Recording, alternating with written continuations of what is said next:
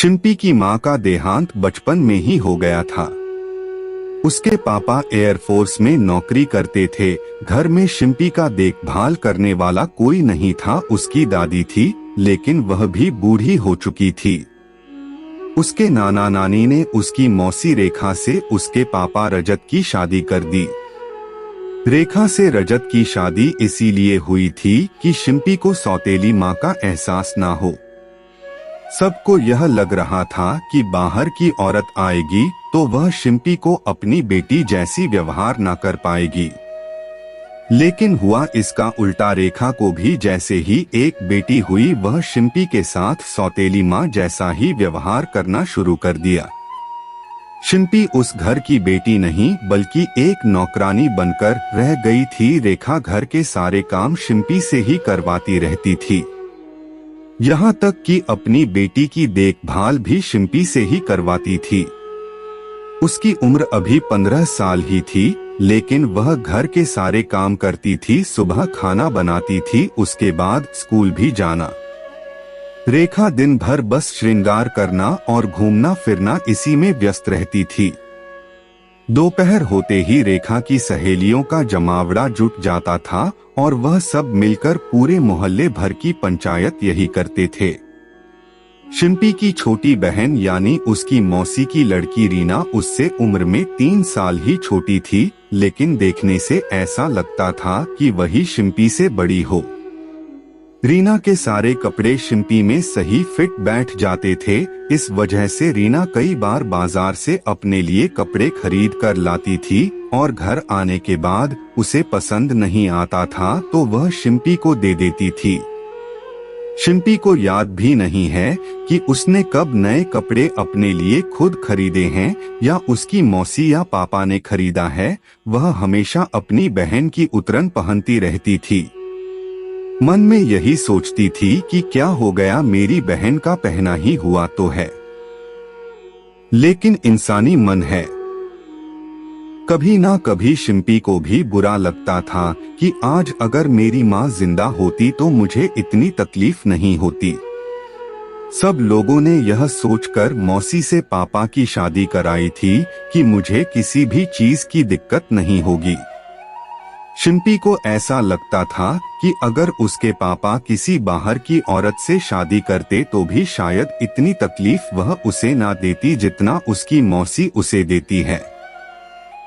कई बार तो शिंपी की दादी उसका पक्ष लेकर रेखा को टोकती भी थी कि बच्ची है, इससे इतना काम मत करवाया करो, कुछ काम खुद भी कर लिया करो बहू।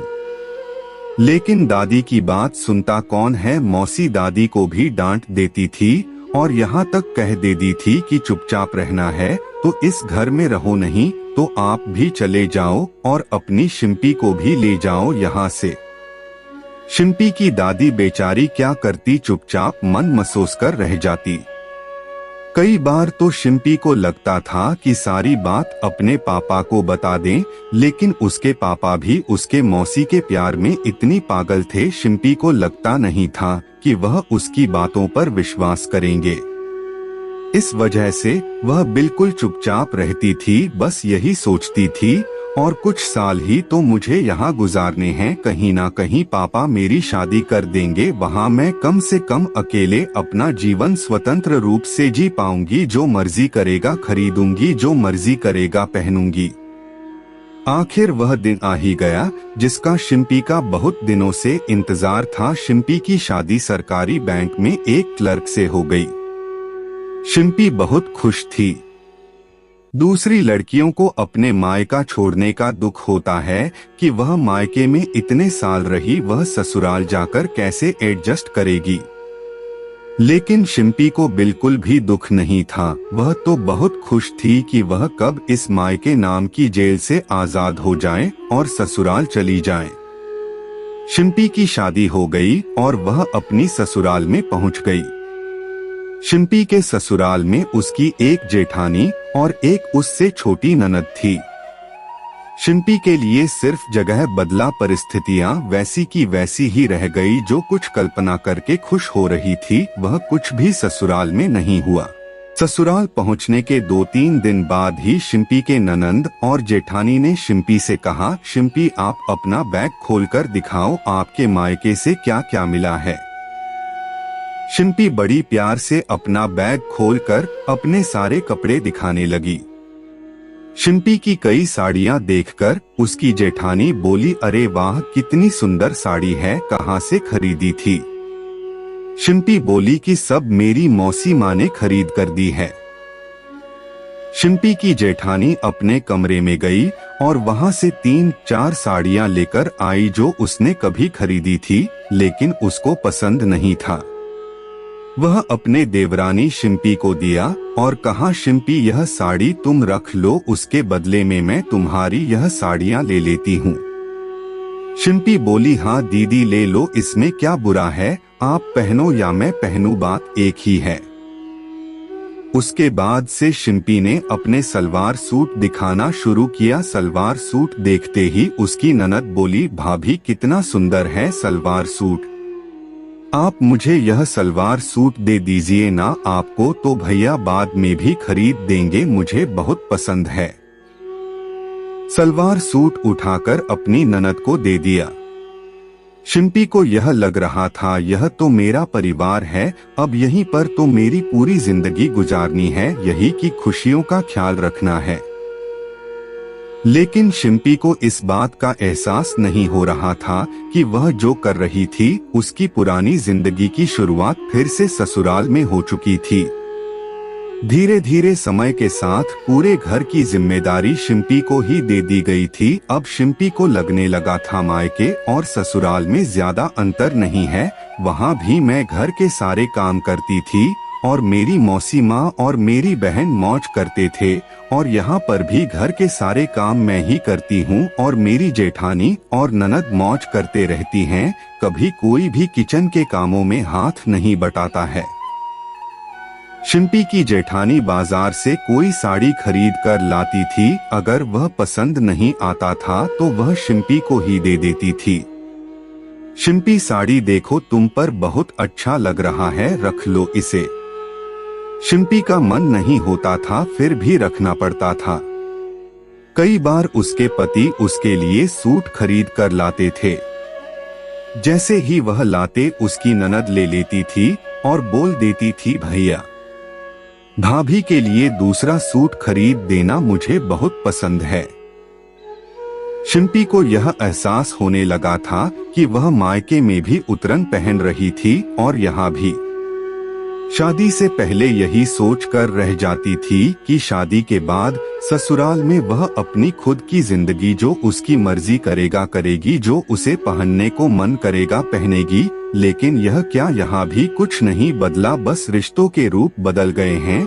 वहाँ मौसी माँ थी और यहाँ पर जेठानी हो गई, मौसी माँ की लड़की की जगह पर यहाँ मेरी ननद हो गई।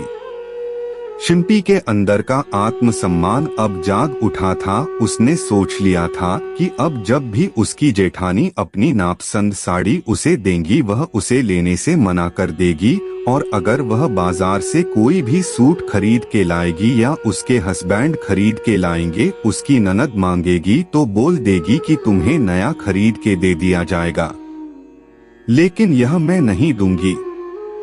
शिम्पी समझ गई थी कि कई बार अपना अधिकार जताना भी चाहिए। अगर आप अपने अधिकार को ऐसे ही दान में देते रहेंगे तो कोई भी उसे दान समझ कर ले लेगा। होली का त्योहार आने वाला था। उसके पति ने सबके लिए कपड़े खरीद कर लाए थे। सबको बुलाकर शिम्पी के हस्बैंड कपड़े दे रहे थे। भाभी यह साड़ी आपके लिए है और यह शिम्पी तुम्हारे लिए, और अपनी बहन के लिए उसने एक अच्छा सा सूट खरीद रखा था और अपने माँ के लिए भी एक अच्छा सा साड़ी। शिम्पी की जेठानी को शिम्पी की साड़ी ज्यादा पसंद आ रहा था। उसने शिम्पी से बोला, शिम्पी अगर तुम्हें बुरा ना लगे तो क्या मैं तुम्हारी साड़ी ले सकती हूँ, तुम मेरी वाली रख लो। इस बार शिम्पी का सब्र का बांध टूट गया था। भाभी आपको अगर यह साड़ी पसंद नहीं है तो आप अपने पसंद का दूसरा खरीद लीजिए, लेकिन मैं यह साड़ी नहीं दूंगी। मैं क्या सिर्फ सबके उतरन पहनने के लिए पैदा हुई हूँ। शिल्पी के हस्बैंड ने बोला, भाभी कोई बात नहीं, अगर आपको साड़ी पसंद नहीं है तो आप मेरे साथ चलना और आप अपनी पसंद का जो मर्जी खरीद लेना।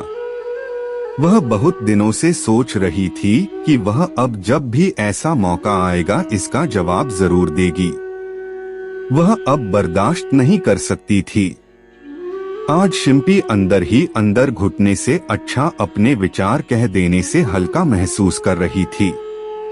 उस दिन के बाद से मजाल है कभी उसकी जेठानी और उसकी ननद ने उसे अपने उतरन देने की हिम्मत की हो। कई बार क्या होता है कि हम दूसरों को बुरा ना लग जाए इस वजह से चुप हो जाते हैं, लेकिन वह सामने वाले के लिए हमारी कमजोरी बन जाता है और वह उसका इस्तेमाल बार बार करता है। इसीलिए कई बार आपको अपना अधिकार जताना भी आना चाहिए। दोस्तों, कैसी लगी कहानी कमेंट करके बताइए और चैनल को सब्सक्राइब करें।